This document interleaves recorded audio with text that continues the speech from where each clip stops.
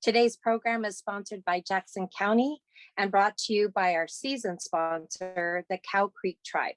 I'm Colleen Roberts. I'm one of your 3 Jackson County commissioners, and I'll be opening today's program. With me up here today, we have our keynote speaker, Jackson County Administrator Danny Jordan. We have Commissioner Rick Dyer, who will be doing the speaker introduction, and Commissioner Dave Daughter, who will be saying the program's closing remarks. And also Brad Hicks, who will be closing the show as it is his last forum as the President and CEO of the Chamber of Medford and Jackson County, and I'm sure he'll have lots to say. Thank you for being here. Brad, we look forward to your closing comments. And I'd now like to take the time to thank all the forum sponsors who helped us put on these programs. And it looks like as though the time may be near for us all to meet in person again, and that would be great. Thank you for your support as we transitioned to a virtual program, and thank you for your continued support as we look to transition again back to the country club. A big season is planned for the upcoming year, and we look forward to seeing all of our sponsors face to face, hopefully come October. Now, just as we do for every virtual forum, I'd like to remind you how today's program will work. It's likely that most of you already know this information, but for those of you who are new, I'd like to explain a few things. As you've noticed, you're not on the screen and do not have video or microphone capabilities. You're simply an attendee. There's a Q&A, a question and answer feature on this webinar. Please find at the bottom of your screen an icon with Q&A on it. Here you'll be able to type your questions for our speaker.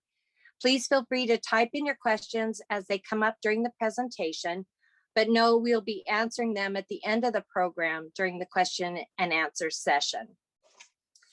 And before I turn the mic over to Commissioner Rick Dyer, I just would like to say a few words. This is Brad Hicks' final forum event as the CEO of our chamber. And Brad's roots run deep in Southern Oregon. He went to school in Grants Pass and in college at Southern Oregon University. And he's risen to the highest levels in national chamber leadership positions and has spent his professional career as our business advocate. He's had his plate full, that's for sure, huh? Brad is a local boy that has done great work, and we are the benefactors of his talent and passion. So Brad, although we know you will remain engaged in the future, from the county and all of us, thank you. And so now I'll turn the microphone over to Commissioner Rick Dyer for the introductions.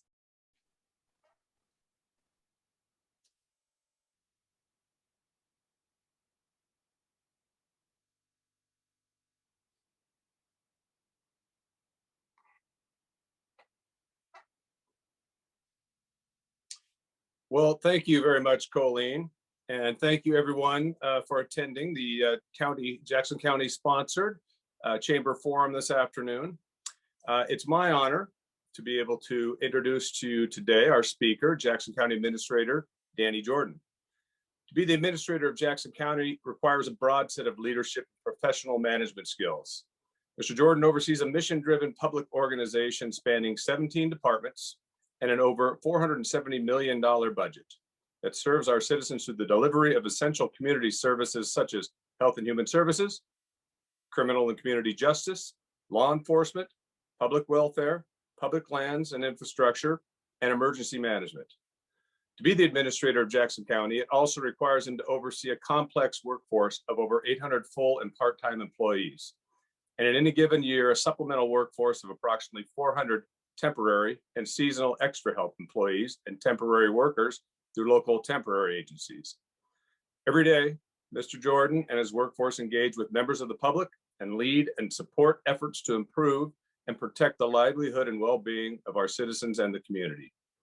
On any given day, as the administrator, Mr. Jordan must balance confirming and prudent execution while empowering his leadership team and the county workforce, adapting to the ever-changing community needs and regulatory environment, and executing directions of Commissioners Dyer, Roberts, and Dodderer, and Budget Committee members Morris, Rasher, and Sevick. For many, this responsibility would seem overwhelming at times. For Mr. Jordan, it's a regular day at the office as the administrator of Jackson County. Mr. Jordan has the education and proven leadership experience to be the administrator that we need for Jackson County. He has a Bachelor of Science in Business Economics with an emphasis in investments in human resource management from Eastern Oregon University, and a master's in management from Southern Oregon University. In his 28 years in public service, he has served 3 different counties in Oregon: Umatilla, Clatsop, and Jackson, in various management and leadership roles. He's also a private pilot and speaks fluent Spanish. Perhaps what I value and appreciate most about Danny is his attention to detail as a county administrator and as a leader. He has taken the time to understand not just the broad range of needs of Jackson County, but also the complexities of our work that the county must do to serve and support those needs successfully for today and for the future of our community. He regularly discusses these needs, complexities, and options with us, and is always looking for ways to do better for Jackson County. That is how he approaches his role as administrator, and we are blessed to have him. So please join me and welcome your Jackson County Administrator, Danny Jordan. Thank you, Commissioner Dyer, Board of Commissioners, members of the Chamber. Thank you for having me here today. I delivered this presentation last year by Zoom and loathed having to deliver it by Zoom. And I here today by Zoom, wishing that we were meeting in person so it could be a lot more personable. But I appreciate the opportunity nonetheless to present to all of you today who myself and all employees of the county work to serve. I'd like to just go ahead and start off by getting into my presentation. And typically each year I spend a significant amount of time covering our financial condition. I'm going to do that fairly quickly this year and get into a discussion about our fire and fire response. As we're going along, as Commissioner Roberts noted, if you'll please send questions to questions and answers. And if I don't get to all of them today due to lack of time, I have asked the Chamber to provide me the questions so I can follow up with you. So if we go ahead and put the share the slideshow, and I'll get started from that.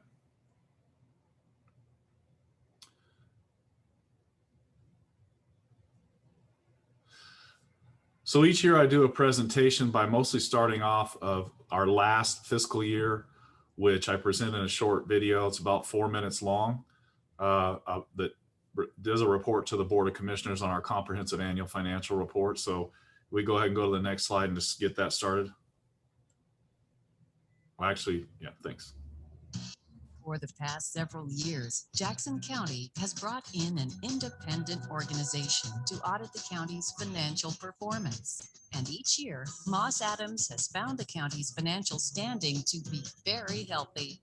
Despite the major challenges of wildfires and the pandemic, the audit for 2020 remained positive. So this slide reports the results of our audit services. As a result of all of the procedures that we performed and the nature of services that Leslie went through, we issue 5 reports. So it seems like a lot, I know, but we issue 5 reports that included within your financial statements. This was a year that was very challenged. Our audit was completed entirely remotely. The county had to be very quick to respond to the pandemic and the fires during the audit, and to walk away with 5 clean reports is an incredible accomplishment. So what a great year given the circumstances that you were in this year. We wanted to touch on also a few of the county statistics. This, as we've done in the past, this is not always an area that gets highlighted or presented at one of these meetings, but we do believe it's important to share at least some of these statistics with you.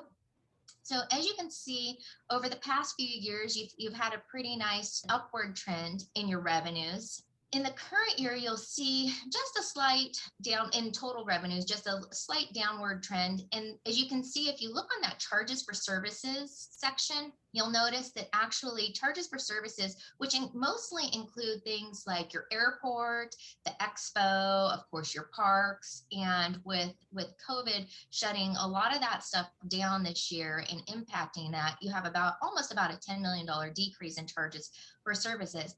However, in your total revenue column, you'll see the actual revenue only decreased about $2 million, which means that you were able to make up some of that revenue in other areas such as grants and contributions. This next slide is where you spend those expenditures. In almost every category, expenses have decreased slightly, which you might expect given those last 3 months of your fiscal year. What I want to talk about here is that you will see that in the general government section, as well as your total expenses, that you do see increased expenditures. The county decided to take advantage of the site account with PERS to receive the match. So this is actually an investment in the future of the county and future reduction in PERS expenses. So because this was an expenditure to the county, it's not something that's an investment sitting on your books, but will reduce those future expenditures. And so that is one of the areas that caused an increase in your expenses in the current year. That 50 million represents we have the ability to pay our liability in full as a county. There are very few, if any, jurisdictions in Oregon that would have the ability to do that. I would venture to say.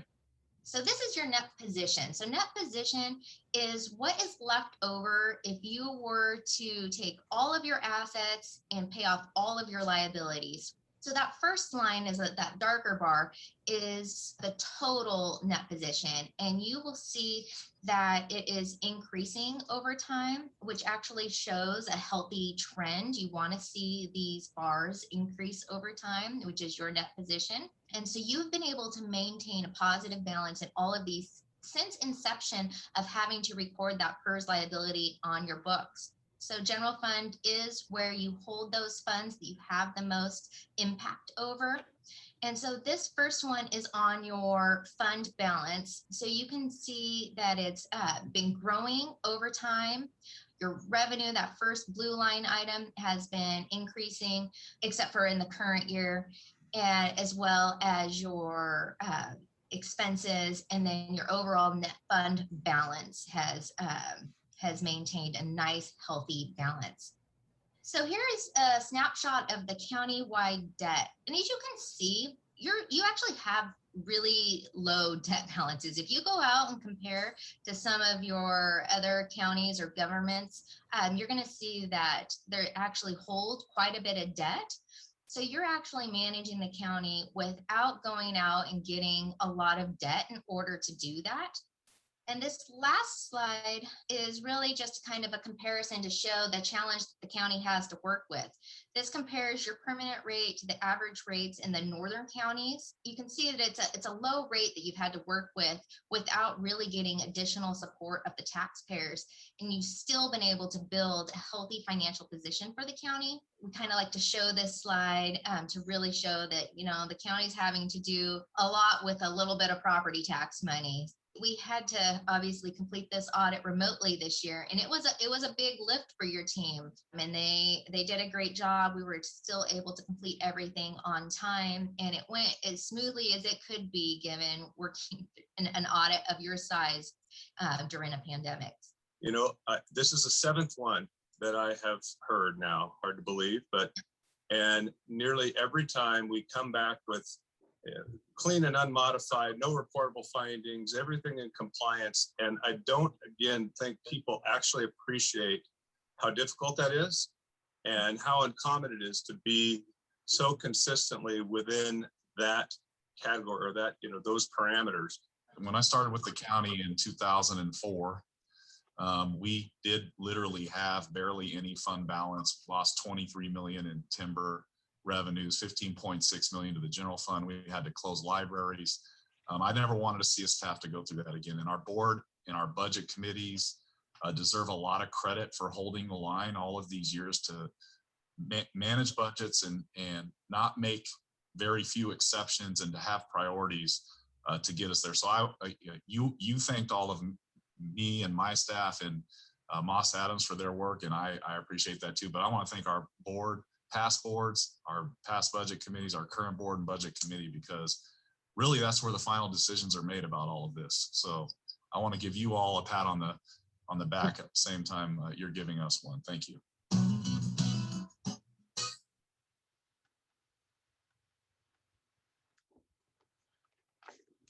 We go on to the next slide, please.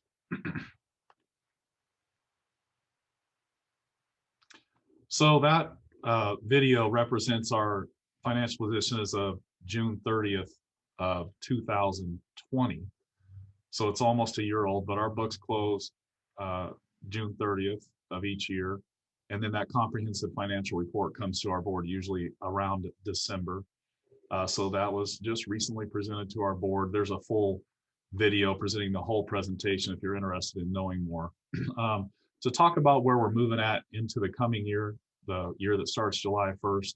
Need to explain this. Each year I do this. Usually I take more time. I'm going to run through this pretty quickly, but the top left box here speaks to the type of revenues that we have. The two left boxes, we have what's called operating revenue. That's revenue that we put into operating the county. It's constant and predictable. It's things that we get like tax base, where we can predict it. We know it's coming in every year. The bottom left is non-operating revenue and fund balance and windfalls. It's money we can't depend on into the future. Typically, it's one-time money. It's things like fund balances we carry forward, or the sale of property, or any unanticipated one-time revenues. We typically don't spend those on operations because it's not sustainable. And then of the operating versus non-operating revenue, we have what's called non-dedicated operating revenue. That's typically our tax base, like property taxes. The Board of Commissioners get to decide where that's spent. It's non-dedicated, meaning they have discretion to spend it where they think it's most prudent. And then we have dedicated revenue, which is most of what our budget is, and it's for a specific purpose. So we enter into contractual agreements with the state or federal government or agencies to deliver a service based on the funding they provide. Can we go on to the next slide, please?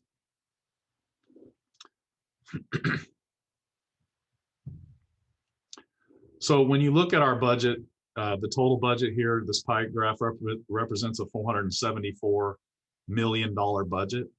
If you look at the light blue color, it's 11%. That's non-dedicated operating revenue. That's the revenue that our board and budget committee, and typically our community, like the most, because it's the place where the board and budget committee get to direct the resources.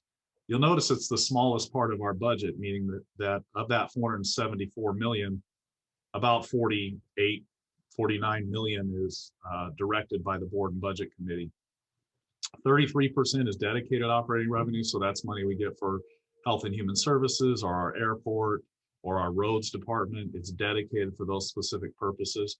That dedicated non-operating revenue, 31%, that's essentially fund balances and reserves for the dedicated fund, departments like roads and Health and Human Services and airport. And then 25%, that's what we typically refer to as our rainy day fund. It's non-dedicated, non-operating revenue. Remember, non-operating revenue is one-time money. So once we spend it, it's gone. We typically don't replace it. Next slide, please.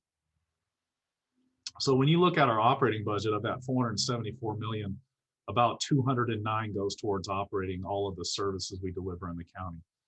The rest of that is fund balance, reserves, contingencies, and also debt service.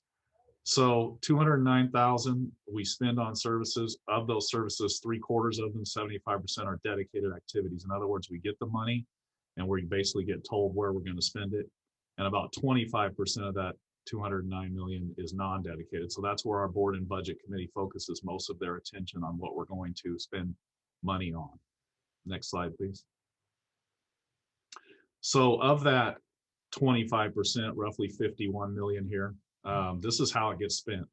You'll see that almost 80% gets spent on public safety between our sheriff's office, community justice, and the district attorney's office. Our board and budget committee have prioritized public safety and health as the number 1 and 2 priorities for all the services the county deliver. I say this each year. It's becoming even more important this year with all of the fires that we place, but assessment, in my opinion, probably is the number 1 service we have to provide, because we collect revenues that fund every taxing district in our county. So all of the services delivered throughout our entire county are dependent on that budget. But if you look, it's about 7%. The yellow part there is what goes towards assessment. About 5% is internal services or overhead costs, which is really pretty good for overhead. About 6% goes to our health department. Of that 6%, a large portion of that goes to fund medical services in our jail, in our juvenile justice facility, and our transition center. And then 3% is other. Next slide, please. So people always ask, you know, how much money do you have in reserves? Remember, reserves are non-operating revenues. So we try not to budget them towards operations. We use them for things like capital improvements or one-time investments where we can design something that will bring a revenue to the county, like our Southern Oregon RV Park, for example. When you look at non-dedicated, non-operating revenues, our general fund reserves are about 96 million in the adopted budget for the coming fiscal year. In the current fiscal year we're still in, we projected them at about 81.5 million. Of that 96 million, 75 million are basically in our rainy day fund. That's where we pull to do things like capital projects. And I've mentioned this before in prior presentations. In my time here, we've built over 200 million in capital projects, and we've not asked for a tax base for general obligation bonds for any of it. We funded it by paying cash for it, which is not typical of local governments. And while we did all that, we managed to still save over time up to this coming budget, this 75 million. We set aside about 11.5 million. That's to operate the county for non-dedicated services until we begin collecting our tax base, which tax bills go out in November. So we have to cover July through November. And then we have 10 million in contingency. So that allows the board to pass a board order and spend those funds if we need them in case of some kind of, emergency or some policy preference that the board chooses to spend revenues on. Next slide, please. So if you look at our entire budget, what I just showed you in the last slide was our non-dedicated, non-operating revenue, or our general fund balance. When you include our dedicated funds, so that's dedicated non-operating revenue, we're at about 190.7, almost 0.8 million in reserves, contingency, and ending fund balance. The general fund portion of that, as I said in the last slide, is about 96.6 million, and the dedicated funds are about 94.1 million. Next slide, please. So that's all I'm going to present on the county's financial situation. As you can tell, we continue to move in the positive direction. We continue to build fund balance, building our capacity to carry the county through difficult times like we just faced in the last year. But moving from that into this whole fire issue and what we went through with COVID and fires, I'm going to talk predominantly about fires here. We just recently had an after-action review conducted by an outside agency. Typically, you don't do those outside of your agency. You usually do them internally. But because there was a lot of public concern over what the county may or may not have done, we chose to hire an outside agency to conduct this. IEM is the name of the agency we hired. However, the primary reason they were selected is because they also contracted with the Western States Fire Chiefs Association, which is one of the predominant advisory associations in the United States with regard to emergency management and fire issues, who helped provide technical assistance and guidance on this after-action review. It took several months to do this. They interviewed over 29 agencies and 50 plus people. They produced a very significant report, which is posted at our website if you have an interest in reading the whole thing. This video is a short video that kind of condenses the presentation the board got. So if you go ahead and play the video, I'd appreciate it.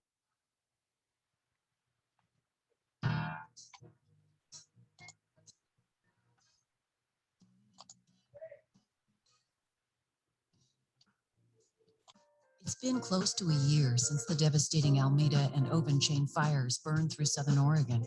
During that time, we've learned some important insights about what happened during the disaster, as well as how we can be better prepared for possible future fires. Here's a presentation by Krista Hauk from IEM, summarizing the findings.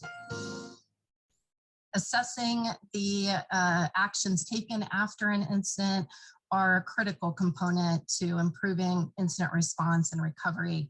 And we commend the county for taking this step to improve your processes and your program moving forward. Starting with the primary strengths, the rapid response from many disciplines and agencies from across the county is a testament to the ability to evacuate quickly.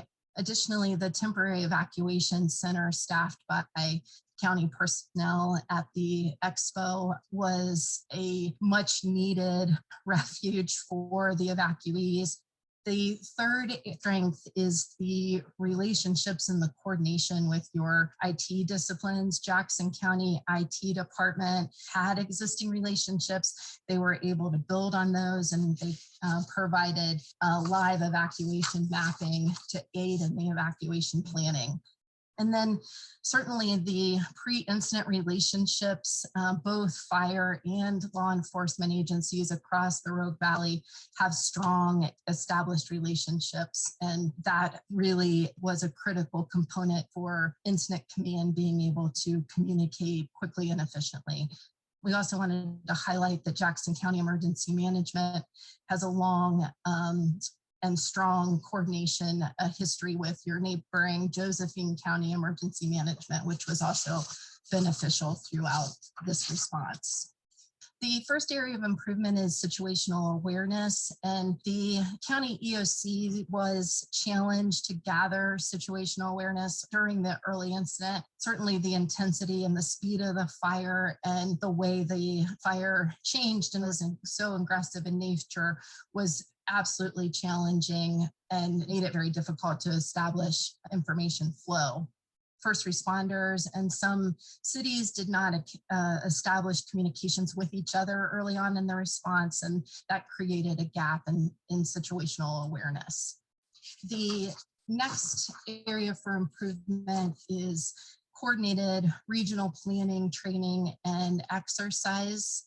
At the time of the incident, Jackson County had 1 emergency management staff and 1 vacant position. Looking at that staff and then, looking at the training and exercise opportunities for staff to work with their counterparts, those two go hand in hand with the importance of having a fully staffed emergency management program and then working with their partners within the county and the cities within the county. So looking at that 4th recommendation, Jackson County activated EOC and local cities implemented necessary response mechanisms, which were critical for sure, but the overall coordination between the county and city, we identified as a gap, and there are opportunities to improve and enhance the coordination at the city and county level. The emergency alert system is a federally provided system to provide messages by television, radio. It does not allow for any sort of mapping or provide alerts geographically. There were some countywide notices that went out on Citizen Alert, which would have been possibly appropriate to use EAS. However, given the chaos and the challenges, it is understandable why the county focused on using the citizen alerts over the broader EAS system. We talked to many of the first responders, and they stated that the widespread evacuation could have been devastating to their efforts to target the those that needed to be evacuated quickly. Another great update is that the county has already hired a county emergency manager and also plans to expand the department to a deputy emergency manager, which I think is a critical component to having multiple people that have training and knowledge about your processes. So in conclusion, these fire incidents were unprecedented, and multiple fire events in the county certainly presented the county with a challenge to have resources quickly, and mutual aid was sparse given what else was going on in the county. That being said, tens of thousands of residents evacuated quickly and did so effectively. The loss of life is never okay, but it is a testament, in my opinion, to the quick work of the county agencies, fire officials, law enforcement, state agencies, community organizations, and the jurisdictions to respond to this quickly and save lives.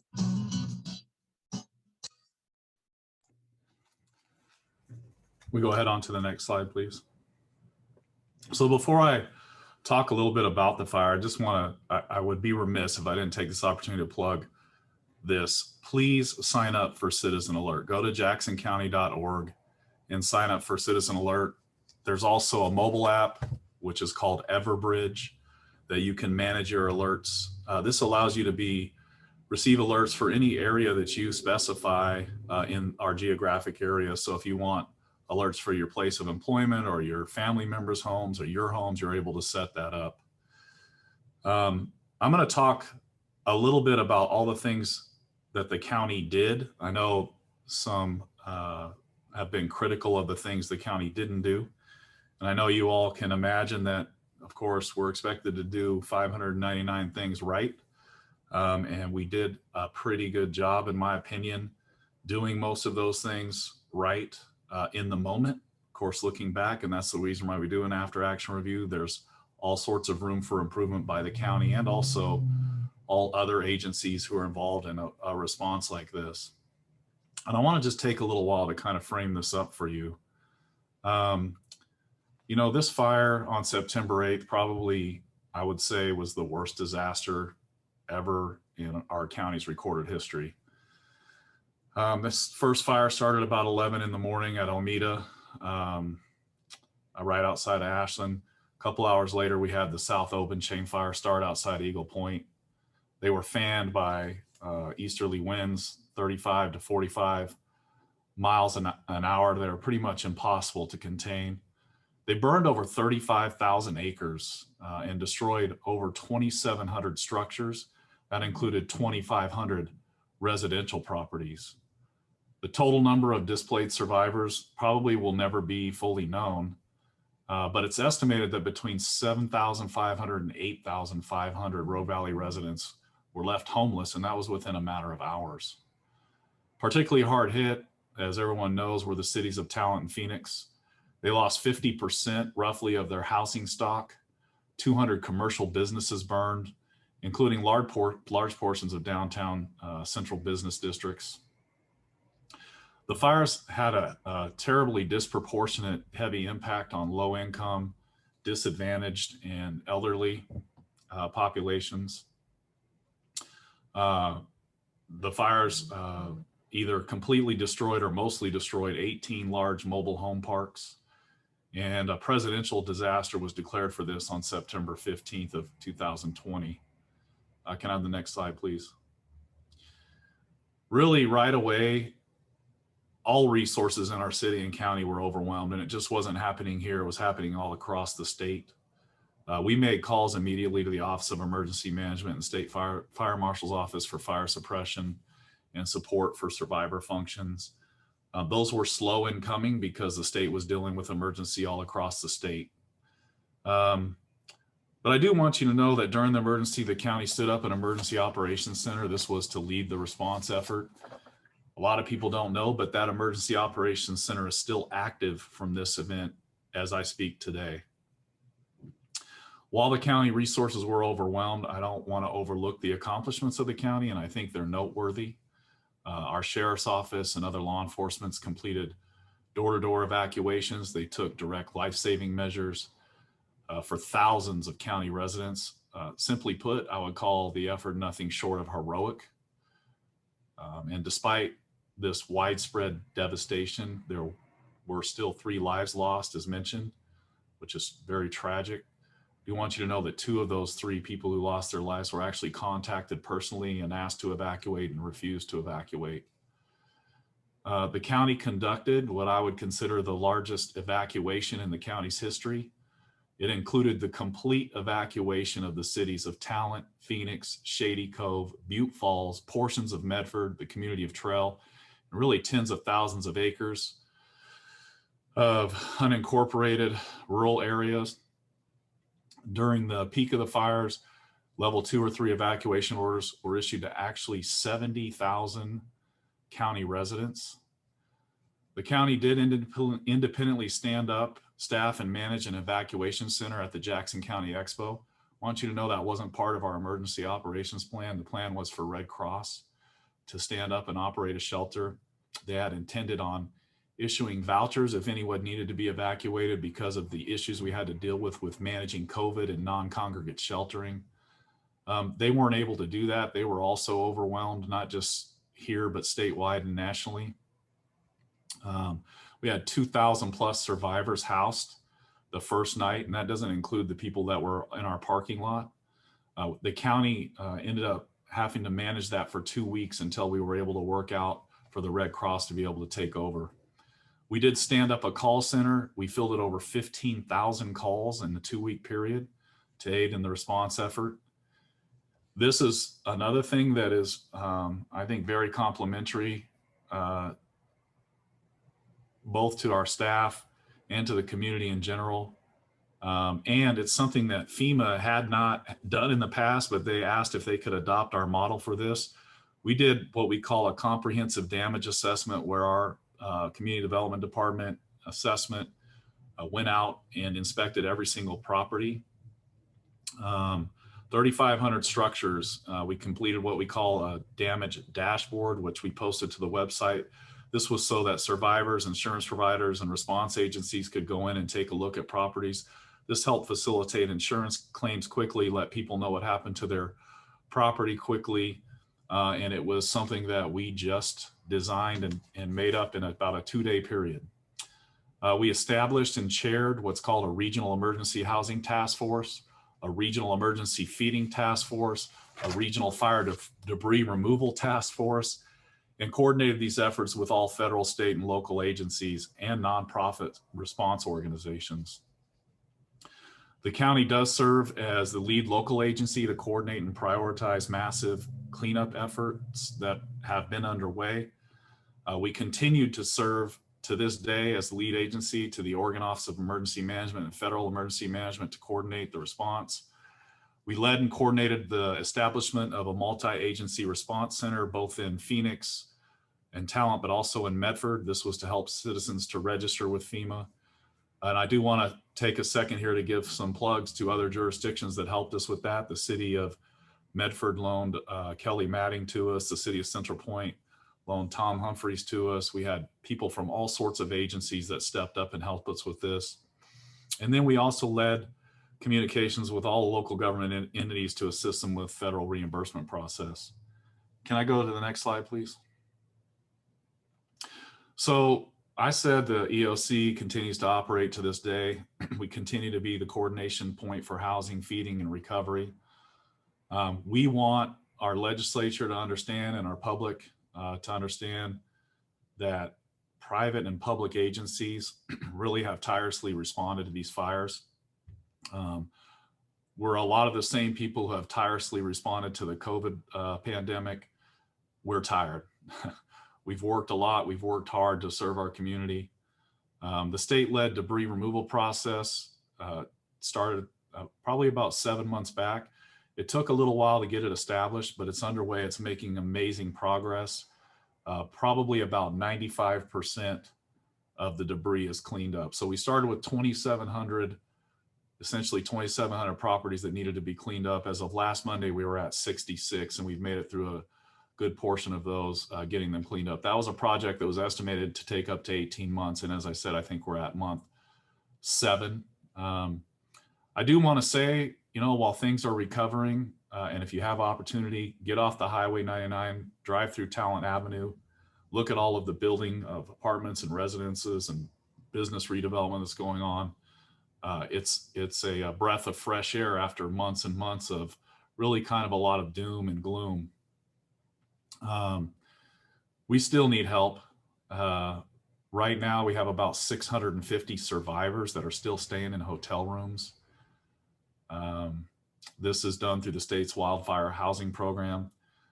The housing needs of these people aren't getting better. They're actually getting worse as more people are trickling into the system after they've been staying with friends or family for a long period of time and need a place to be. FEMA's been working hard on their housing mission this last week. If you watch the news, you saw that they got one of the trailer parks reconditioned and set up. That's great news, but they had only housed 91 families as of then. So there are still a lot of people that need housing. You know, residential vacancy rates for rentals average about 1 or 2% before the fire. They're about 0% now. So housing's a critical issue. A large portion of the survivors aren't eligible for FEMA assistance. So those people's future looks dark, and we need help figuring out what to do with them. The state's wildfire housing program, right now, until the legislature approves a budget, if they approve the budget, it's only guaranteed through June of 2021. So this month, but I'm told that the legislature intends on expanding that to June of 2022, which is great news as long as that gets through the budget process. One of the things I'll say that was a little disappointing is the county, Jackson County, needed and continues to need a proportional response from the legislature and our state resources and help. I say this with all due respect, but the state doesn't stop at Eugene, but most of the state's resources are dispatched north of Eugene, especially in the early stages of trying to respond to this incident. We had to yell for help. We had to get Congress involved. We had to get our state legislators involved to get people down here. We have over 60% of all losses statewide. I don't believe in any way, shape, or form that we got close to 60% of the resources available to help us deal with this crisis and even the housing crisis. We need additional help. We need help for both the emergency and transitional housing. FEMA's not going to house a large portion of these survivors. They're going to leave, and we're simply going to be out of resources locally. I know the legislature's working on solutions to try to help with housing. They can't come quick enough, and I hope they push through what they've been working on.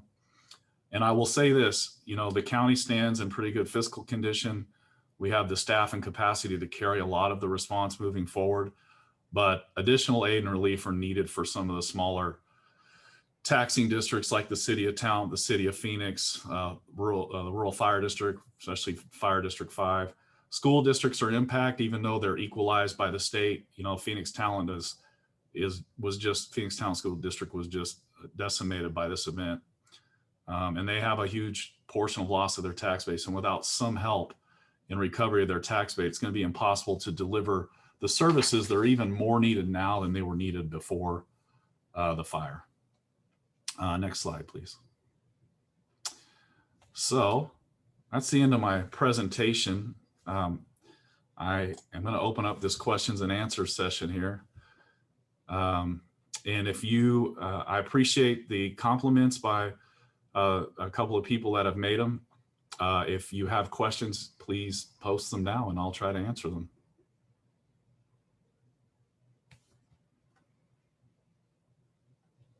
Oh, let's see. So it says, Kathy Byron asked, says the EOC staff's congratulated on their work in recruitment of additional staff to assist the county's role. It's quite remarkable that the voluntary people from community organizations, businesses, and the community in general are not acknowledged in the report for their very heavy lifting and continued work on behalf of survivors in the county. The short version I gave you of the report, the video that the Mance agency modified to be able to fit this presentation, doesn't speak to the whole report. Some of the strengths it speaks to are the roles that those nonprofit and honestly simply just members of the public played in the initial stages, especially in evacuating in the fire, but also throughout the fire. Several of those agencies that I mentioned, the 29 agencies, for example, RV COAD, it was interviewed and mentioned in the report. So if you want to get a more comprehensive explanation of the report and what went into it, I do recommend you go to jacksoncounty.org and check out the after action review. I will say the after action review is really just a review of the county's response. So each agency typically in an emergency is responsible for conducting their own after action review. For example, the city of Ashland conducted one, the city of Central Point conducted one, I believe the city of Medford conducted one, the fire agencies conducted one. So there is other places where these other agencies would be acknowledged. The next question I have, Jeff Barber, going forward, how can community businesses and churches help best in future emergencies? So there was a lot of action by agencies outside of the county. We need to work with those agencies to have a better idea of what they're able to do So if there's alternative shelters, for example, that can be stood up at churches, because that happened a lot, we need to know about it so we can direct people to those things. So we need to integrate. If we can integrate, it will be helpful to help us to be able to identify and send people to the right locations, and also for whatever types of activities we may need from the business or churches. The next question, Christina Garibaldi. Oh, Gara Dinelli, sorry, got your name wrong. But maybe I shouldn't say people's names. Can you specify the ways in which you're asking the state to step in and help with housing? What specific resources did we not get enough of, and who specifically are you calling to help? So we're asking the state to help provide funding for low-income housing. We've had some projects already approved by the state. We've asked the state to step in and help for people who were victims of fire, survivors, pay fees and expenses that are associated with rebuilding and replacing their housing. We asked specifically for about 10 million for the counties and 10 million for the 2 cities. We don't know if we'll get that yet. It's made it through different dash amendments of a funding bill in the legislature, but obviously the legislature hasn't finished their budget bills yet, so we don't know for sure. When I say we didn't get enough help, the question goes on, what specific resources did we not get enough of, and who specifically are you calling to help? I'll give you an example. OEM dispatched a member of Oregon Emergency Management to be at our Emergency Operations Center. They were very low staffed at the state themselves. So that person was here basically a day and a half and had to leave because they were the only person that could do out-of-state acquisitions. So we had nobody from the state assisting us in response at our Emergency Operations Center, which isn't typical in an emergency. What the state ultimately did was they dispatched a member of the National Guard. He was a sergeant. He was able to enter in what we call Ops Center requests. It's a software program where we make requests for assistance of the state, but he wasn't able to help us plan and strategize with the response. So it started from day one where we lacked resources from the state. The state has an emergency operations plan, and in the state emergency operations plan, it specifies specific departments to do recovery and response activities. One, for example, being economic recovery. So the state says that Business Oregon will step in and help with economic recovery. What Business Oregon did was facilitate grants, but they didn't do anything according to their plan to step in and help businesses get back on their feet, to help them maneuver through all of the bureaucracy they need to maneuver through, or to help them figure out how to get back into business. Our local Southern Oregon Regional Economic Development Incorporated stepped up and did that ultimately, but it took several months to do that when really the state should have been dispatching resources from the north side of the state to here to help get those kinds of things in place. That I can give you examples of that going all the way through the state's emergency operations plan, but that's the kind of issue that I'm talking about. The next question is, what are the plans for keeping the greenway clear of weeds and blackberries, and who's involved in this? So the greenway is managed by what's called a joint powers agreement, where each jurisdiction is responsible for the management of the greenway within their boundaries. There's 7 participants in that, the county being one. The county has invested over $500,000 in creating strategic fire breaks along the greenway, which we've facilitated over the last couple of months. But we can only do that on county-owned greenway property. What people need to understand is the greenway is the greenway path plus 10 feet on each side of the greenway. But when you walk the greenway or bike the greenway or on the greenway, you notice there's a lot of land that's left in a natural state. Much of that land is actually privately held. And so it's private owners who would be responsible for those portions. A lot of it is easements, for example, owned by ODOT. So ODOT would be responsible for those areas of easements. As we move forward, our Board of Commissioners approved $300,000 to do a study on the greenway to plan how the greenway can be improved in all sorts of ways. For example, standards for lighting or maintenance, and also to try to figure out ways to fund that, because the county doesn't receive funding to maintain the greenway, and neither really do the cities any dedicated funding for that. We've asked the state for some funding for that, given the fire danger it presents. So that's a short version of that answer. The next question is the county considering a grass and brush ordinance so an incident like Alameda doesn't happen again? So we've been asked this a lot over the years I've been here. it's very difficult to implement an ordinance county-wide that affects, weeds or grass heights. And the reason why is because we have a lot of resource land that is agricultural land, and we can't be arbitrary and capricious about how we apply an ordinance. So if we say you can't have grass over 2 feet high or weeds over 2 feet high, that affects people's ability to farm. And we have what's called right to farm, where we can't regulate nuisances out in the county. And we have to apply any ordinance over 2,700 square miles. So we just can't pick a property that would be next to a housing development and make them mow their weeds, but not make someone out in the county mow their weeds if they're under the same circumstances. It becomes very difficult to try to enforce that type of ordinance. It's much more simple for a city to do that based on the explanation I just give. It's a lot longer explanation than that, but I just got the sign that this is the last question that I can answer, and we're going to move on. So thank you for your questions. If you have any other questions, please feel free to contact me. My email address is jordandl@jacksoncounty.org, and I'd be happy to answer them. Thank you.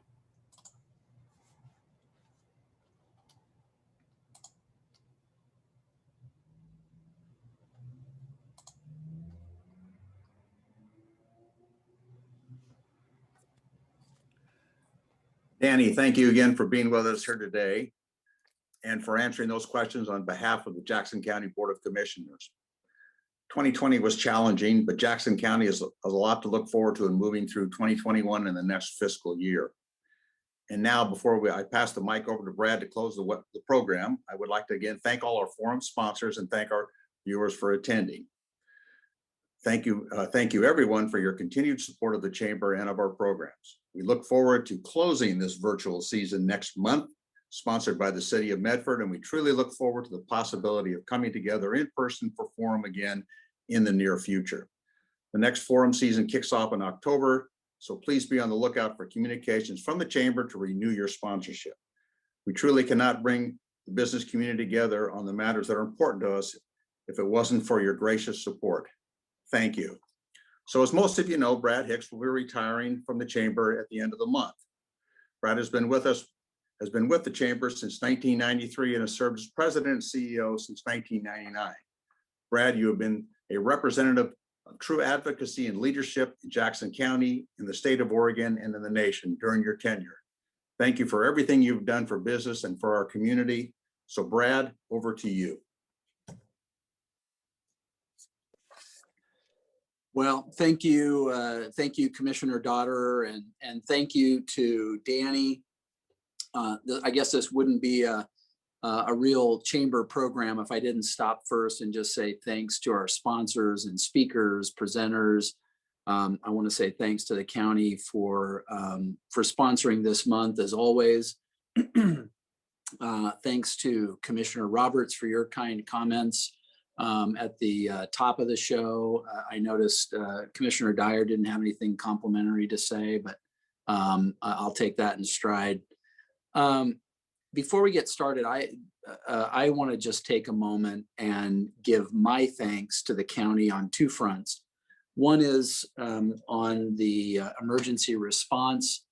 I had the good fortune, even though it was in an unfortunate situation, to be speaking to John Weil from the county, to Danny Jordan, to Commissioner Dyer and other commissioners in real time. The very first day and evening the fires broke out, and then of course over the last 14 months on a very regular basis. But in the midst of that crisis, I can tell you that individuals from the county were making sure that I, as a representative from the business community, knew what was happening in real time. And I know the logic that went into the response. And I have to say, if I had been sitting in that seat of judgment myself, I would have done the same thing. If I thought the alternative to the way in which things were done might have been clogging up all the major arterials in our region and having people perish much in the same way they did in Paradise because they were stuck in traffic jams. I appreciate the after action, but I just wanted to say from my own individual perspective, I think that your efforts were heroic and certainly, again, speaking for myself, much appreciated. So this is my 553rd Chamber Forum. And if that sounds like more than one a month over the course of many, many years, it's because it is. Many of you on this program today will remember the first 7 years that I was working here at the Chamber. Forum actually convened every Monday. So many of those years we were doing 52 forums a year as opposed to 8, 9, 10 forums a year. So yes, today this is my last forum in this capacity, but I, like everybody else has already mentioned, I look very much forward to the first forum in October, live and in person at the Country Club. And it'll be great for me because I won't have to sit at the head table. I'll actually be able to eat lunch, and I'll have time to hang out and visit with some friends. So to this notion of retirement, or as I said to someone in a podcast the other day, I'm now referring to it as rewirement. I'm a little too young to retire and don't have a trust fund waiting for me, but felt like it was time. I don't mean to steal from Danny's script, but over the course of my career at the Chamber, I could cite a lot of similarities. When I became CEO, we had flat revenues, we had debt, and we had very little in the way of cash reserves. And much of my career has been driving revenue, making the Chamber debt free, and putting money in cash reserves. Now, nothing like 9/11 and stock market crashes and great recessions and pandemics and wildfires to make short work of all those efforts. And at some level, I suppose I reached a point where I didn't feel like I had another Herculean rebuild left in me. But I still care deeply about this Chamber and this community, this business community. And I will be hanging around in one fashion or another. Some of you know I formed a consultancy called RBI, which instead of runs batted in, it actually stands for representing business issues, although the metaphor does apply. I think you can't win in business if you don't, metaphorically speaking, score runs either. So they say the best time to start thinking about your retirement is before your bosses do. And to quote my friend Greg Walden, I didn't want to be thrown out and I didn't want to be carried out. So I think doing it early is a testament to, anyway, my belief in the strength of this community and the strength of this Chamber, the strength of the folks that I'll hand the reins over to, including Eli Matthews, who will take my place on July 1st. Trying to remind him regularly that it's July 1st, but nonetheless, I have great confidence in Eli and our team here at the Chamber and this board to continue to do great things. But again, like you, I look forward to seeing you face to face sometime this fall when we reconvene. Through it all, it has been truly an honor of my lifetime to serve this organization, to serve this community. I mean, it's the place I grew up. It's the place I love. I got to work every day with lifelong friends and improve the place I cared the most about and still do care the most about. So I'm always hopeful and optimistic about Southern Oregon, Southern Oregonians. Our grit and our resiliency, I think, is unparalleled by many, many places. I wish I could express the same optimism for the state of Oregon. I think we have some serious political challenges, and Danny Jordan spoke to some of those in terms of the way our county was affected by those, by the decisions or lack of decisions made in Salem. So I hope that this organization will continue to be diligent in assisting our region in that way. Gosh, what else could I say? There's so much I could say, and I really struggled to think about where to start and where to focus and where to end. As much as it's been a great privilege, chamber work, I say, ages you in dog years, or chamber years are like dog years. So I've had to put off being young until I could retire, and I feel like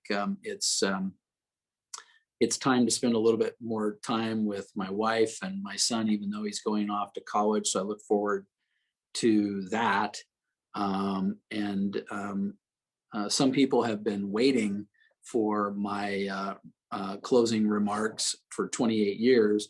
But for those of you who are saddened, don't be.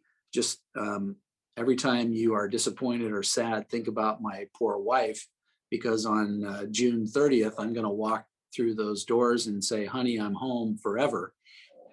So she's going to get twice the husband and half the income. So it's going to be an interesting transition, but I'm excited to do it. And just know that, again, you're in good hands. Thank you so much for allowing me to be the ambassador, if you will, to cities, counties, states, and really to some extent, even the world, as I've represented this chamber far and wide. I just thank you for that privilege and that honor. And I look forward to seeing you all in person. Thank you so much. And we'll see you next month at the July Forum, State of the City. Take care.